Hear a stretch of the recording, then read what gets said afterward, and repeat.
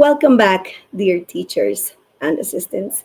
Please remember that all sessions held during these days will be recorded and you will be able to watch them again until October 31st using the links provided in your programming. Remember that in the last session of each day, you can find the link and the QR code to register your attendance. And for our next session, it is my pleasure to introduce Citlali Arce, who will be sharing her expertise on multi-level classrooms, challenges and experiences and strategies. Citlali has been a teacher for more than 10 years, working in both private and public institutions, as well as a pre-service in-service teaching training. Since 2022, she has collaborated as an academic consultant for the British Council. She has published articles and book chapters and is passionate about continuous learning and innovation. Citlali Arce, the floor is yours.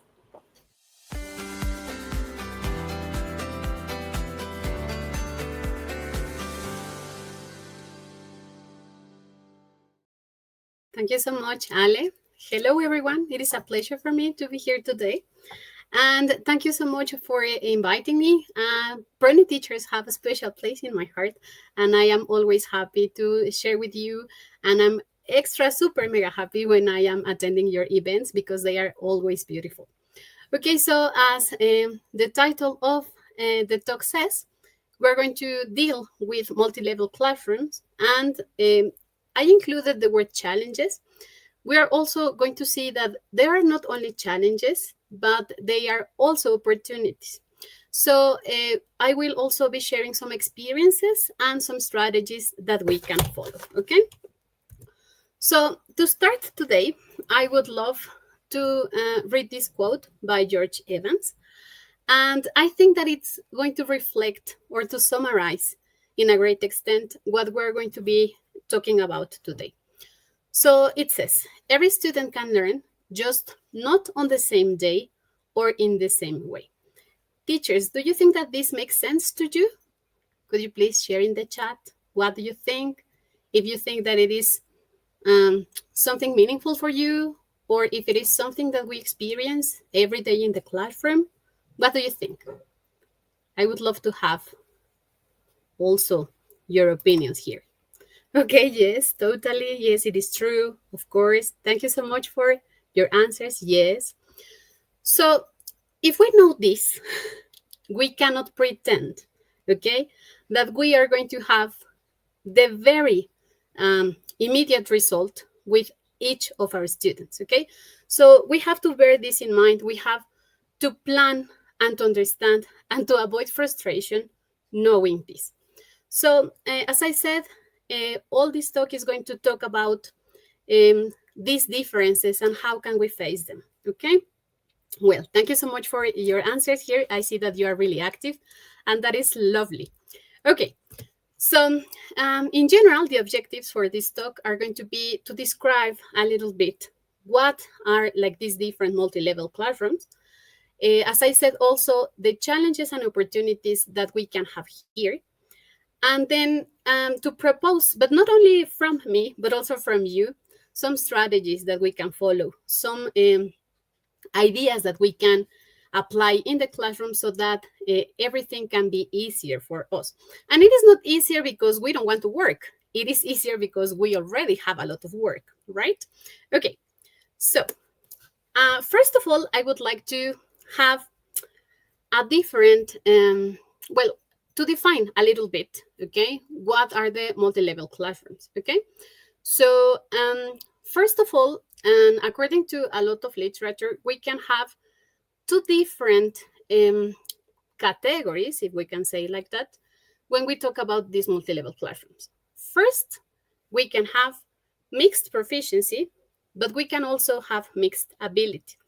And then if you read articles and if you look for information, we can find places in which they use them like with the same meaning. Others say that mixed proficiency is a different thing from mixed ability. But what do you think? If we talk about mixed proficiency, what are we talking about? What do you think we're talking about? Or what would be like the elements in order to categorize, or the groups that we can have with mixed proficiency? What do you think? Oh, hello from Colombia also. Thank you. Okay, knowledge, some of you say. Okay, skills, language skills. Okay, Aura says something important. Okay, maybe we can make reference to the European framework. Okay, and say A1, A2, B1, B2, etc. Okay, we can also refer to these levels as beginners, false beginners, intermediate levels, etc. Okay, so there we are talking about the language itself, right? On the other hand, we can have mixed ability. And then here in abilities, what do you think we are referring to? Yes, for sure, fluency also. Okay, levels of achievement. What else? Different skills. Skills and experience. I like that one. Okay. Okay, how students produce, frameworks, performance. Okay, so here in ability, we could refer to the language abilities like speaking, writing, okay? How they use these abilities in order to produce something, but also if we are not just focusing on language, okay, but also all the abilities that our students can have, okay, how they interact, okay, how they face the world we live in, okay, how able are they to work in a group, within a group, okay. So if we see here, we have just like 3 different concepts, and then the definitions can be broad, okay. So in order to have like a framework here, and in order to understand a little bit better these concepts for the talk, we would say that we're going to embrace both of them, okay? We're going to think about the different proficiency levels that our students can have, but also the abilities that they can show and the abilities that they can work with, okay?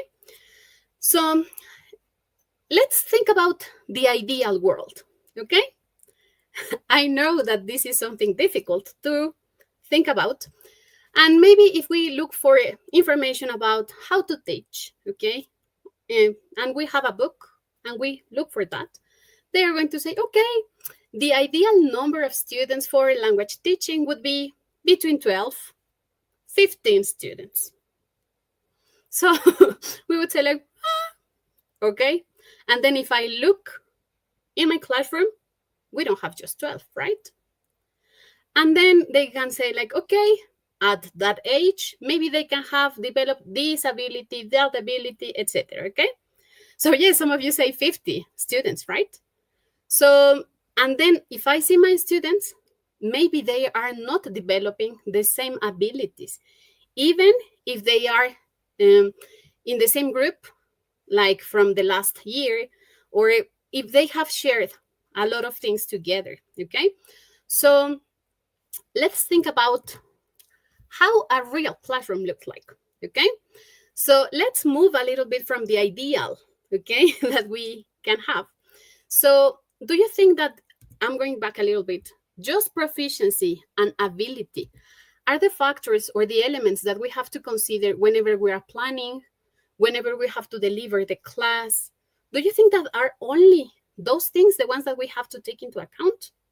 Or what else do you think is missing? Yes, thank you so much, because you are sharing that we have a lot of students in the group, right? 45, I see here. Some are lucky with 20, okay? And you know, meanwhile, you share some of the things about some of the factors that we have to take into account or to consider. Recently, I was reading an article looking for information on how to work with really big groups. And then sometimes I was like, oh, my groups are big. I have like 40 students in one group, etc. And then I watched a video from a teacher in Singapore, and she was with 100 students in the same class. So maybe we have like to rethink about what a big group looks like. Okay, so excellent. I am reading some of your input. Okay, yes, the background. Okay, the exposure to the language. Interests. Okay, their culture, their context. Economy also plays a role. Okay. Yes, learning styles. Okay. There's like some certain debate with learning styles, but a lot of teachers work also with those um, differences. Yes, how they feel, right? The real situation. I am reading your comments. Okay. The type of family they come from, the diet. Yes, and sometimes it is like, why? But yes, okay. The time they have, even like how far they live from school, okay. The family support, emotions, okay. Intelligences, disabilities or special needs, totally, okay. The space, the tools, the environment, excellent. So if we see, okay, let me see if I included all of them. Okay. So, yes, apart from considering all these things about the mixed proficiency or the mixed abilities, we have to consider all the ones that you have mentioned. Okay. Here I have some that I expected to have. So, for example, we can have also the needs of each student. And these needs can also be related to special educational needs. Okay. We also know that it is better to have an inclusive environment, okay? So that we don't leave any student without the opportunity to learn, okay? The socio-emotional aspects that you are also mentioning, right? So it is always important to take that into account. Then we also talked about the size of the group.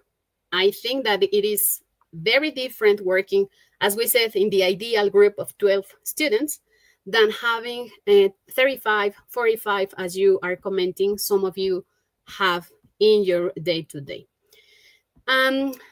Something that we also have to consider is that, anyway, and I think that Matthew was also mentioning that a minute ago, assessment, right?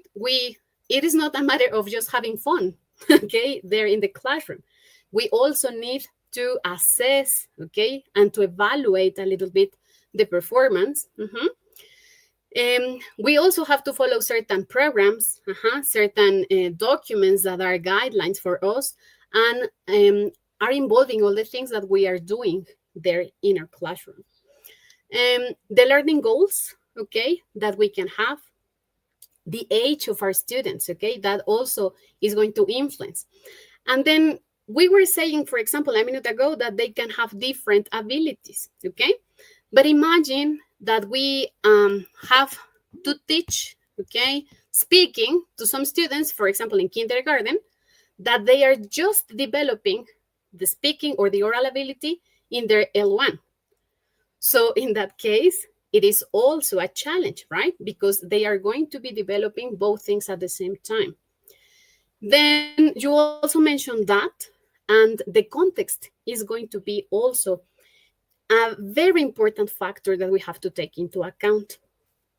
And something that we cannot deny is that the resources, the type of resources that we can have available are also going to define how can we manage the class, how can we cope with all these mix of things that are present in the classroom.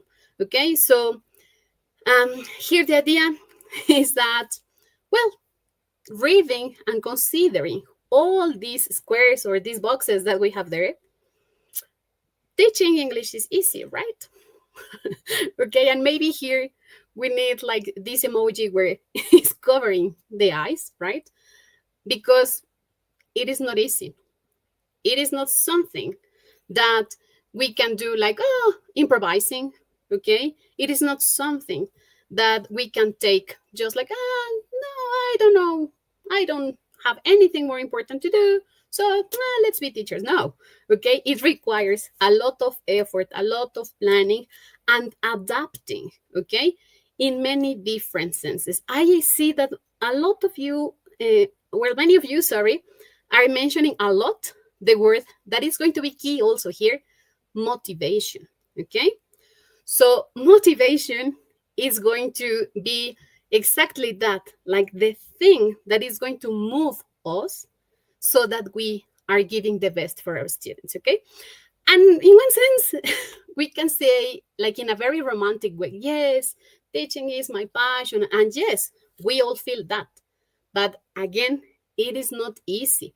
Yes, as Ramir is sharing, it seems like you always have to be in a very good mood and you have to be like kind all the time and like okay and understanding all the things that are happening around.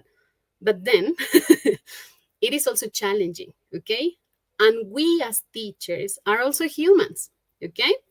So again, going back to the ideal world, we would say, okay, so I have 45 students and I have to plan for each of them.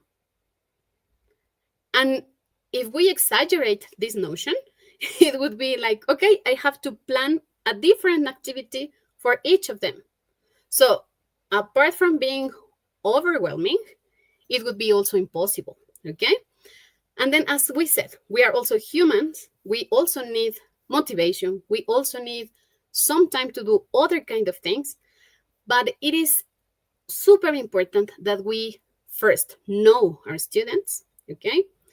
That we explore their needs, okay? And take all these elements into account to give the best opportunities for everyone to learn. So, moving a little bit from that, I organized like these differences into 3 groups. Okay, so let's imagine that we are going back to reality. We are not in that ideal classroom anymore, and we are here again in a reality. So if we classify, okay, the group, we are going to have, in general, we would say like 3 different types of students based on the level, okay? So, for example, we're going to have always some of them that have like a lower performance. Then we're going to have the average, and then the higher performers. Sorry. So, we cannot give a number maybe now, okay? That it is like 20% are low, 50% are average. We cannot say maybe that because every group is going to be different, okay? So they are all individuals, okay? And we already said that they have like different factors influencing their performance, okay? It is also important, and I'm going to mention this like in a repetitive way. We are not going to be like labeling the students like, okay, you have a low performance, you have average performance, you have, no. Okay, the idea here is that we consider this information so that we can adapt, okay, the activities to this performance. So here I use the word average. And what would be the average student? So we could understand this in different ways. First of all, we would say that the average level is the one that is expected for that group. So maybe we have like this description, right? Like, okay, in this group, they have to be more or less A1, okay? But then they are able, okay, to do the activities. They are able to get or to grasp the new knowledge, and they perform well, okay? But then that is like, the blue one is like what we expect in that group, okay? But again, we go back to reality. And I would say that even in language centers, not all the students, even when they have like a placement test or whatever you want, it is difficult that all the group or the whole group follows or falls in this group. So where do we focus? Imagine that you have to plan, okay, for this group, okay, any of your groups, okay? So how do we plan? Where do I move? Okay, where do I focus? In the low one, the average, the high level? What do you think? Yes, it's also difficult to evaluate, right? Okay. What do you think? Or which of those would you choose for your planning? Okay, I see some answers that I like, but I'm not going to spoil it, okay? Okay, some of you say average, some of you say low. Okay. Okay, thank you so much. The profile, the average. Okay. Well, we have some good ideas there. And some of you have already nailed it, okay? In all levels, in the three of them, in the low one. Okay, so let's analyze this, and it has to be also with some research that has been done here, okay? Yes, if we have like a multigrado, it is also difficult, right? Okay, well, so what happens if we focus on the average, okay? Most of us maybe can think that that would be the answer, okay? But let's analyze it a little bit more. So if we, and we have here the arrow, okay? If we focus on the average only, what happens with the other two groups, okay? And there I use the emojis so that we can have some clues about how can we feel, or how can students feel if we are just focusing on the average group. What do you think?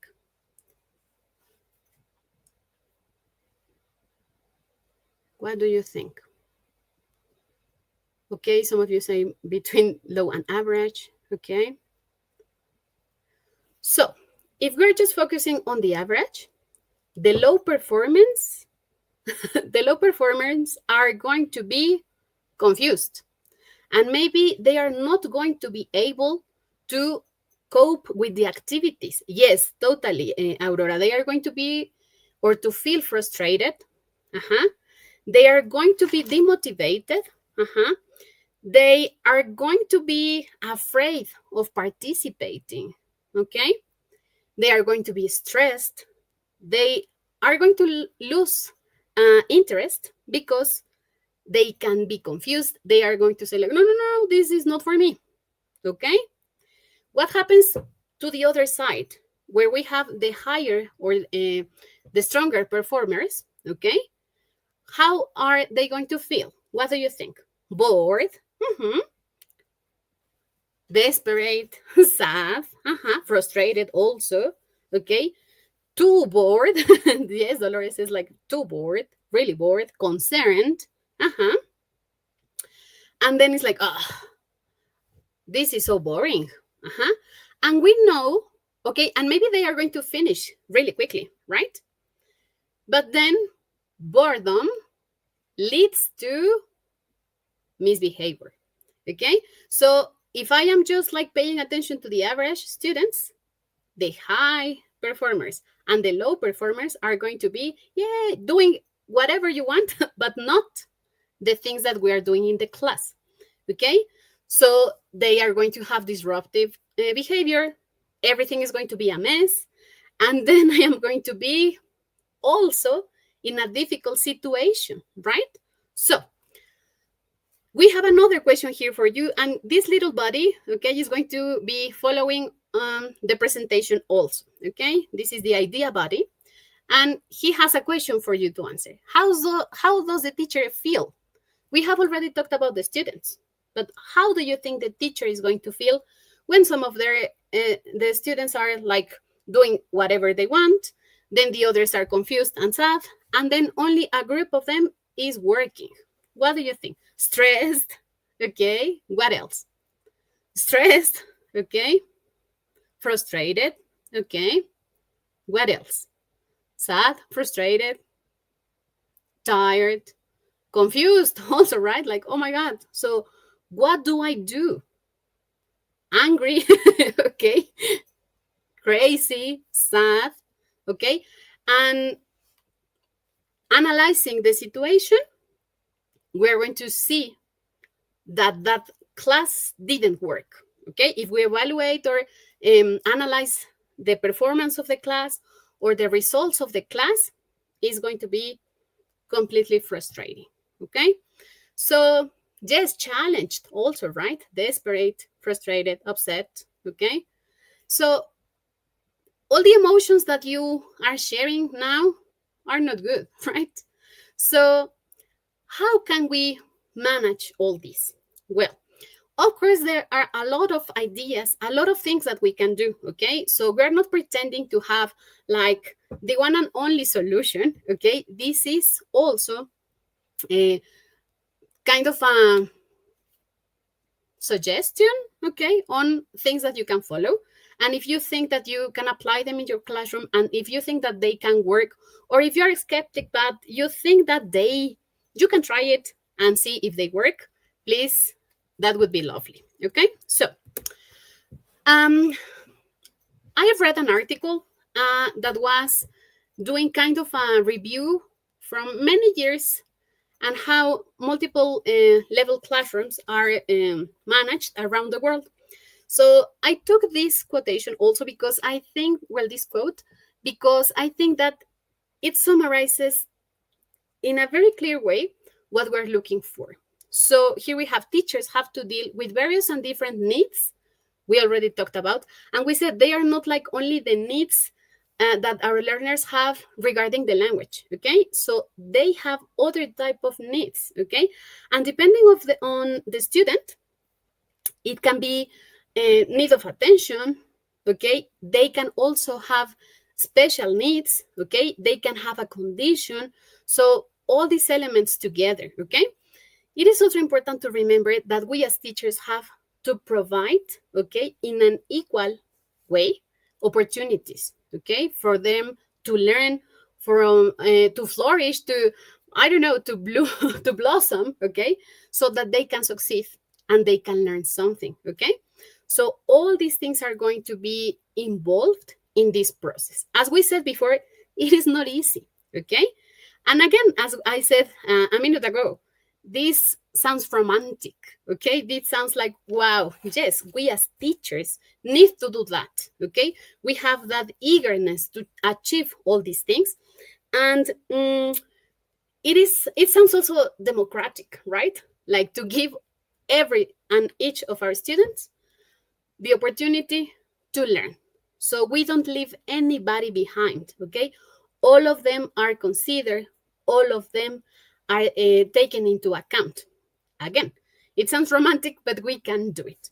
So, one of the strategies, or one of the methodologies, better said, that we can follow is differentiated instruction. Okay, so maybe you have heard of it before, and I see some comments that you were also sharing some strategies that are part of this differentiated instruction. So, in general, we would say that these 4 points are the ones that we can modify or that we can adapt so that we can make this differentiated instruction. Okay, so differentiated instruction is just a methodology that helps teachers to adapt the materials, the content, the way they teach, the environment, so that our students can be learning. Okay, and as we said at the beginning, maybe they are not going to be learning at the same pace in the same moment, but what we want is that they learn, right? I see that some of you are mentioning this Vygotsky concept, okay, the CPD. And yes, it has to be with that, okay? And I'm going to touch a little bit this. It sounds, I see that somebody says that it is a little bit confusing, but we're going to go step by step. So what can we adapt, or what can we, let's say, not change, but modify so that our students can achieve all these things that we want? I want you to look at the illustration that I have there, okay? So if we think about these socks, they are all different, right? but they are all socks. So the same happens with our student, okay? So they are different, but they are there in the classroom for the same goal, that is learning, okay?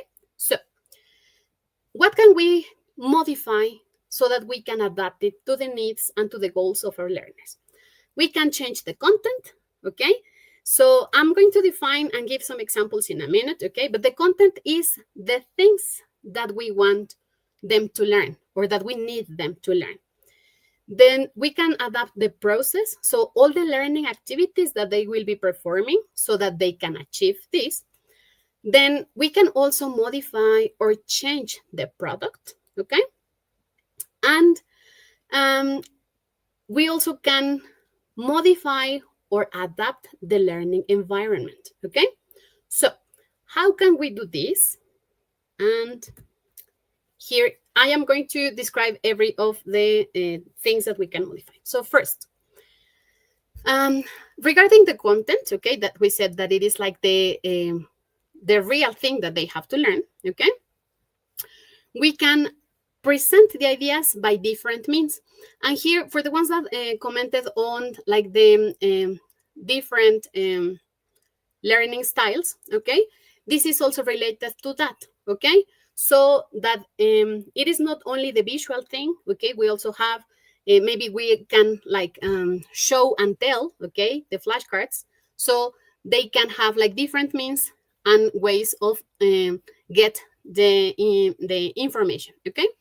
Then another thing that we can do to modify the content a little bit is that before doing, I don't know, a reading, okay, we can include a glossary, we can include a vocabulary list, okay, so that it is easier for them to understand the text that we have there. We also can use a reading buddy, especially in cases when we when our students don't really like reading, okay? So if you see, some of these strategies are also things that we know not only to cater for their needs in terms of the level, but also in terms of other concepts like, for example, inclusion, like, for example, multiple or different intelligences, also, for example, for social, socio-emotional things, for example, okay? So we have like different things that can be covered. So here we have like a special offer, right? We are not only covering their needs for this differentiation, but also we are covering and using these resources for other goals. Well, I am going to the process section, okay? So as we said, it is related to the learning activities that we are giving our students so that they can learn and consolidate this learning, okay? So one of the things, and I will give more detail about this one, is related to tiered activities, okay? So, and some of you were also commenting on this. So how can we adapt the activities according to the different levels? So no matter if we have like a low achiever or an average achiever or a high achiever, they all are covered, okay? So we can adapt it to these three different levels. I will comment on more detail in a minute. We can also offer manipulatives, okay? So students love these kind of things, okay? So sometimes we say like, okay, we have to be here in the classroom sitting and filling worksheets. It is not only like that, okay? We can do different things, okay? And even if it is like the English class, it doesn't matter. We can use Play-Doh, and I have one example with that, okay? We can use games, we can use TPR, we can use whatever you want, okay? But then to offer a different activity, okay? So that they can move, they can touch, they can involve or their senses so that learning can be achieved. Another strategy that we can also implement are learning stations. And that is what I included or at least tried to represent in the image. So we can have learning stations. And then We can have not only like the station for writing, okay? We can use also this, and I will comment on that also. The different groups. Some of you also mentioned that we can change the role, okay, for the student. So they can feel that they have the power. They are empowered, okay, so that they can do different things. Then we also can adapt or change the product. So the product would be the deliverable, okay, that they have to provide. It can be for assessment or not, okay? So we can have like the product, and it is going to be the evidence that we can have. So here we can adapt it, and this is something that students love. You can give them options to choose from, okay? So we all have to deliver something, but that something can be different. If you feel more comfortable, okay, we did a listening, and then we did a reading, and then your deliverable or your product is going to be writing a short story based on what we read, based on what we listened to. You don't like it? Don't worry. Do a role play, okay? You don't like the role play? Don't worry, okay? Change a little bit from the story, okay? And do it again. Or it was written in the first person. Do it in a third person, okay? So here, flexibility is going to play a very important role. Then we can also use different formats, okay? So it is related a little bit to the previous one, okay? So your writing is going to be here on a piece of paper, okay? But if you want to make a poster, you can do it. Or if you are like a tech guy, okay, and you have a tablet, you can do it in your tablet. I don't know if your students do that, okay? My students usually do that, okay? And it is like, okay, you have technology, you want to use it, be my guest, do it. But the point is that you deliver this thing, okay? So I really like the way the new Nueva Escuela Mexicana is managing this. I really like the fact that they included the languages with art, because it is a very powerful tool that we have, okay?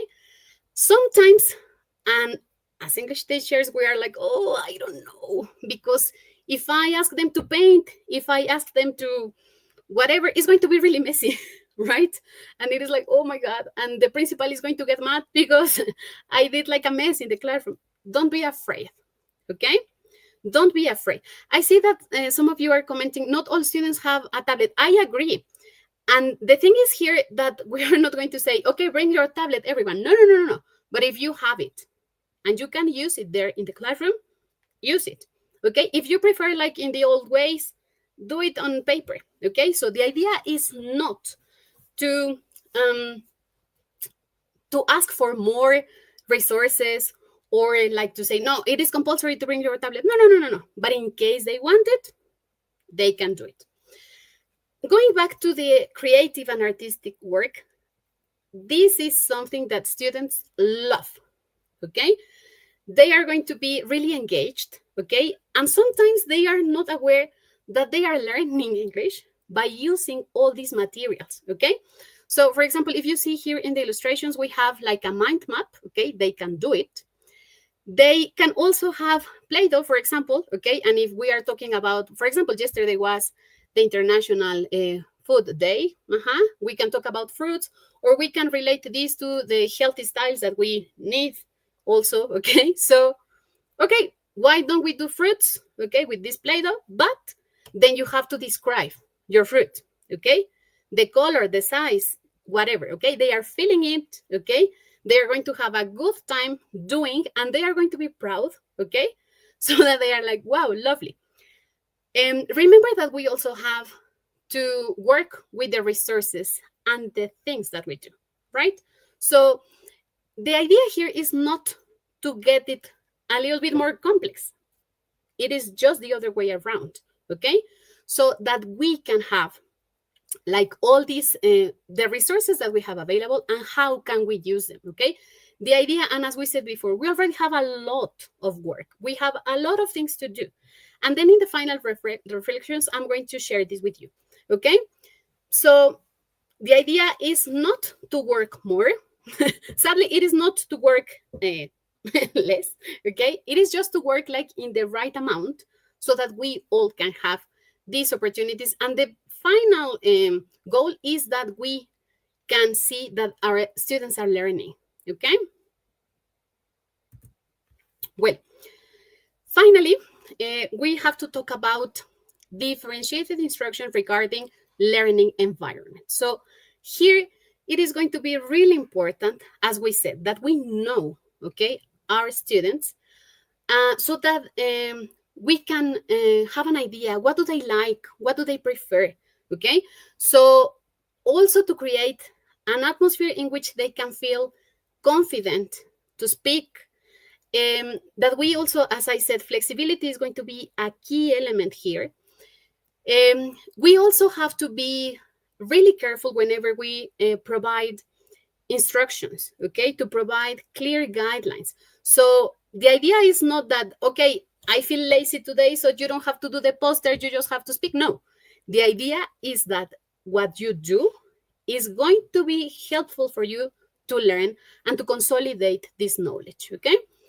We also have to remember that we have to be helping students. We have to be scaffolding a lot. We have to be monitoring, okay? But sometimes we tend to be, and I see this in myself, we are monitoring so close and we are monitoring that much that we are like invading their space.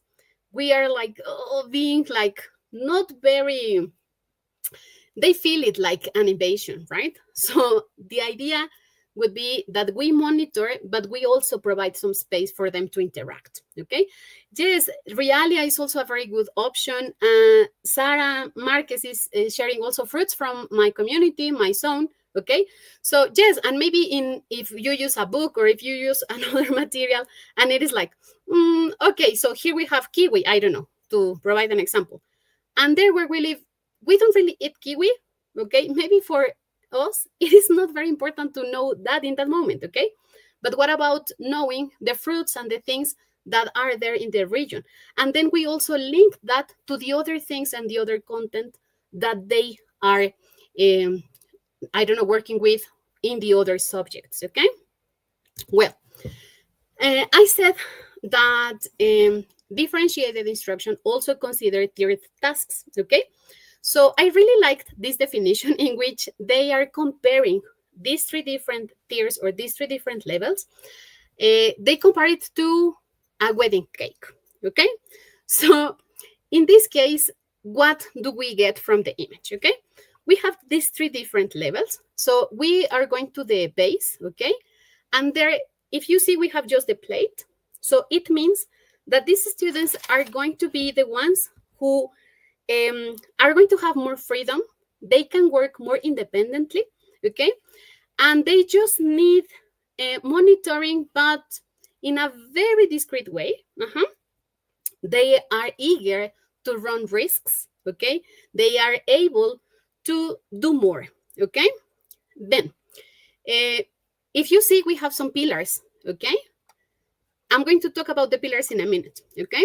So then we have the blue level, I would say, okay? This second level or this second tier is going to be like the average students, okay? So they are going to have limited choices, but they are going to be guided, but they still have some independence, okay? Then we're going to have the last that we maybe can see that it is in fact the first level for students, okay, are the low achievers. So we have to provide guidance here. We can have simpler activities, okay, so that they are consolidating this and then they can move to the other level and to the other level. If you see here, we have the pillars, and these pillars are going to be like the scaffolding that we all know, okay? But something that it is curious and I really like about this model is that these pillars are going to be not only provided, or this scaffolding is not going to be provided just by the teacher, but also from other students. And I think that this is like the magic of all this model, okay? That we are not depending only on the scaffolding or the support of the teacher, but also the peer support, okay? So I think that this is like making this model round, okay? So yes, as you said, they are easy activities, okay? So they don't require like a lot of effort or a lot of time. Well, so another key element is collaborative work. And I have to rush because the time is running out, okay? So we can, as usual, work in pairs, we can work in groups, and we can also use the whole group in order to do collaborative work, okay? I remember that a peer teacher told me almost never use pair work, and I think that he has a point because he said, you know, when we have pairs, sometimes one of them is not working and the other gets frustrated. So for me, the best option is trios. It made sense, okay? But you can choose whatever you want and you can see how your students are working, okay? I will give more details, for example, in collaborative work and how can we organize them in a minute. Then, yes, I agree, Israel, that cake looks delicious and maybe we can try it in class. Okay, we can also group or do small groups. And as we said, also like have different learning stations, okay? And depending on the number of students that you have, we can play a little bit with this. Then how can we do collaborative work with the whole group? Well, we can, for example, do activities like find someone who, okay? So that all of them are asking and answering questions, okay? They love it, okay? Sometimes, you know, we can use different strategies for grouping, okay? So sometimes it can be on purpose, okay? And we can pair them, for example, a weak student with a weak student, strong and weak, or strong and strong, but we have to give variety, okay? We cannot be like all the time with the same group, all the time with the same combination, okay? As I said, we can pair it like on purpose, okay? And maybe I can have like a pre-plan on how I am going to group my students for a specific purpose. Or I can use a roulette, okay? So that it can be random, okay? Well, thank you so much, Elena. Okay, so here we said variety is the key element here, okay? So that we can change a lot. And we also provide the opportunity to work with different people, okay? Sometimes we feel safe working with our friends, but we learn more, okay, if we interact with other people. Well, the type of tasks, okay?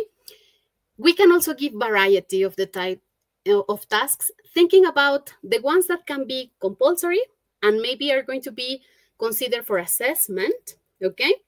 But then we can also have optional tasks. And here I really love this kind of tasks because it is not necessary that you give extra points for this. And it can be just for the pleasure of doing, of achieving. If you work, for example, with gamification, it can be also a very good option, okay? So if you choose one of the optional tasks, okay, you are going to win a coin for the gamification activities that we do, okay? We can also do, okay, you did the optional thing, okay, you can win, I don't know. Now we don't have candies, right, in classrooms, but I don't know, like a medal, okay? Or we can stop giving something else, okay? So just for the pleasure of practicing, okay? And I think that we also have to work this with our students, okay? So learning itself, okay, is going to be the thing that you win, okay? I know that in some cases it is difficult to convince them, okay? But it would be also something that we can have. Okay, and here I say it is just for the sense of achievement, okay, to know that I was able to do it. Well, let's see some examples, okay? So we have, I thought about fruits, okay? So let's imagine this for kindergarten level, okay? So for example, we can have food the topic is related to food vocabulary to express likes and dislikes, okay? So if we go back to the cake, okay, we have the first one that it has to be really scaffolded and really guided by the teacher is going to be to identify the vocabulary. Okay, so for example, I have my flashcards, or I have Realia and I have my bananas here and my apple, or I ask my students to bring their fruit and then they can also eat it. Okay, so whatever you want. Okay, so the first step or the first tier is going to be identify it, okay, with the name. Then we can go beyond, and the second one is going to be describe it, okay? So it is yellow, a yellow banana. It is sweet, a sweet apple, a round apple, okay? And then we go to the last one, okay? Express your opinion. And we can say, I love apples, but I don't like bananas, okay? So, and it is not necessary that my students that are low achievers are going to stay there forever, okay? And maybe if they see that the others are participating and creating a sentence, maybe they can challenge themselves and do it also, okay? And with this simple thing, like having bananas and apples, we can have a lot of activities. I see that, for example, you say sizes, colors, okay? So yes, we can have a lot of things. And maybe here, once that you have done it, you can eat your banana, okay? So whatever you want, okay? Yes, they love to compete, okay? But in this competition, it is not that they are going to fight, okay? But then I see that my friend has already created a sentence. Oh, I have to do one also, right? And then here, the idea body says, what about a song, okay? So yes, they are going to, yes, okay? And they can even create their song, okay? We can play any song that you want, any rhythm, and they have to create the sentence. I love bananas, la la la. I don't know. I'm a very bad singer, but they can be also, okay?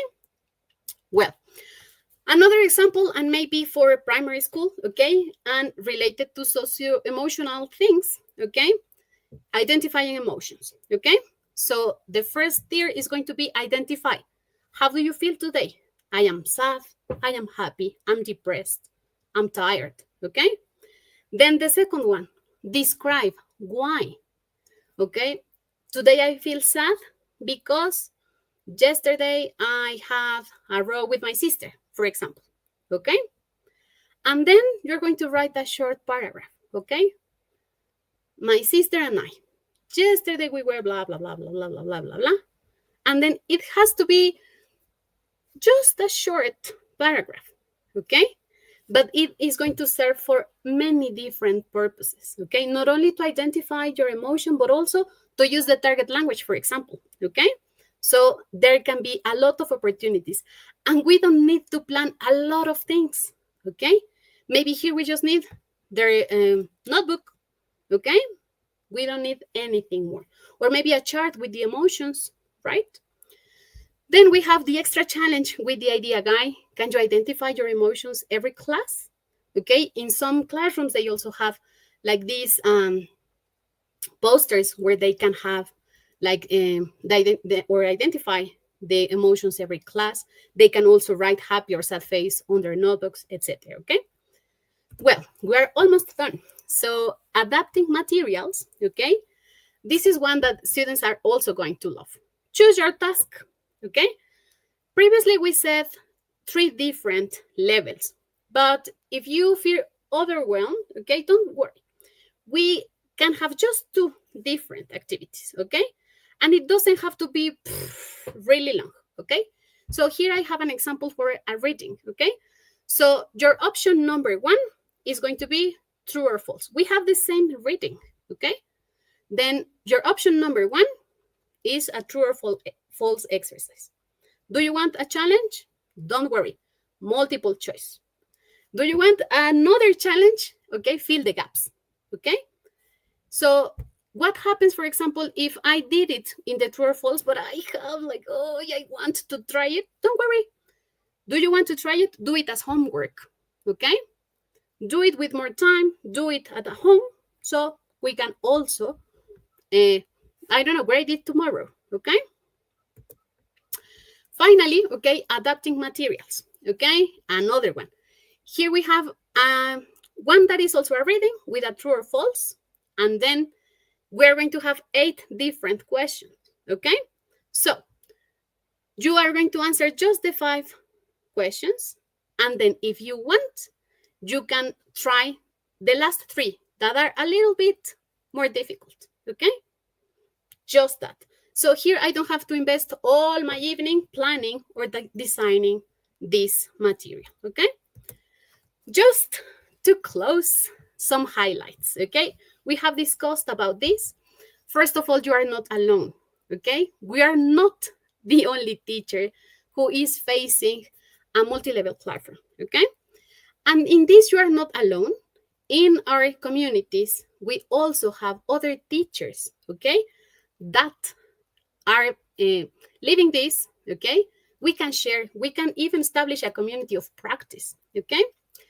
Don't use labels, okay? We're not going to say, oh, you're a low achiever. No, no, no, no, no. We have that in mind, but we have to plan and to work without these labels.